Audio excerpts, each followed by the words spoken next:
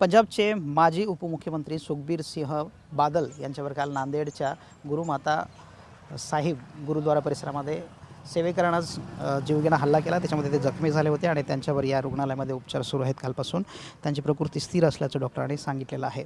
हा जो हल्ला केला तो हल्ला तिथला सेवेकरी जसपाल सिंह नावाचा आहे। तो मूळचा पुण्यातला असल्याची माहिती आहे। त्याच्यावर काल रात्री मध्यरात्रीच्या नंतर गुन्हा दाखल झाला आहे। शासकीय कामात अडथळा, जीवे ठार मारण्याचा प्रयत्न करणे आणि आर्म ॲक्ट शस्त्राचा जो आहे तो चुकीच्या पद्धतीने वापर करणे अशा विविध कलमांमुळे त्याच्यावर गुन्हा दाखल केला। काल तात्काळ पोलिसांनी त्याला ताब्यात घेतलेला आहे आणि हा जसपाल सिंह कुठल्या संघटनेशी संबंधित आहे का किंवा कुठल्या संघटनेचा या हल्ल्यामागे हात होता का, या सगळ्या अनुषंगानं पोलीस जे आहेत ते तपास करत आहेत। यामध्ये स्थानिक पोलीस असेल, ATS असेल आणि इतर काही विशेष एजन्सी आहे त्याच्यामार्फतसुद्धा हा सगळा तपास सुरू आहे।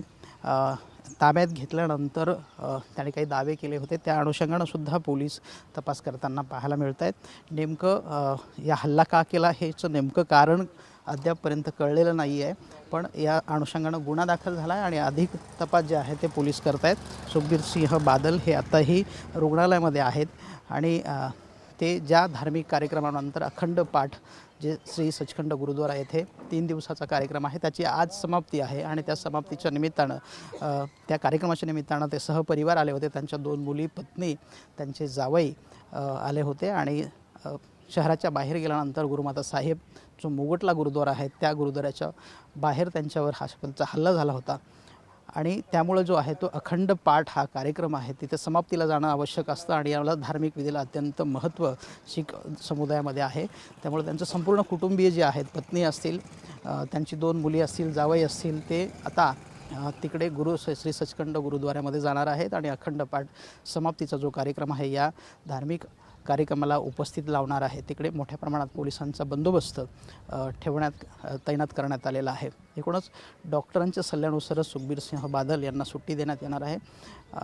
सुट्टी नेमकी केव्हा होईल या संदर्भातलं अधिकृत माहिती अद्याप मिळाली नाही, पण ते 11 नंतर इथून बाहेर पडू शकतात, पंजाब किंवा दिल्लीला ते रवाना होऊ शकतात अशा पद्धतीच्या सगळ्या माहिती आहेत। पण या संदर्भामध्ये पोलीस मात्र काही बोलायला तयार नाही आहेत। एकूणच हा धार्मिक कार्यक्रम आटोपल्यानंतर सुखबीर सिंह बादल आणि त्यांचा परिवार इथून सुट्टी घेऊन रवाना होण्याची शक्यता आहे। कॅमेरा पर्सन अनिकेतसह गजानन देशमुख, TV9 मराठी, नांदेड।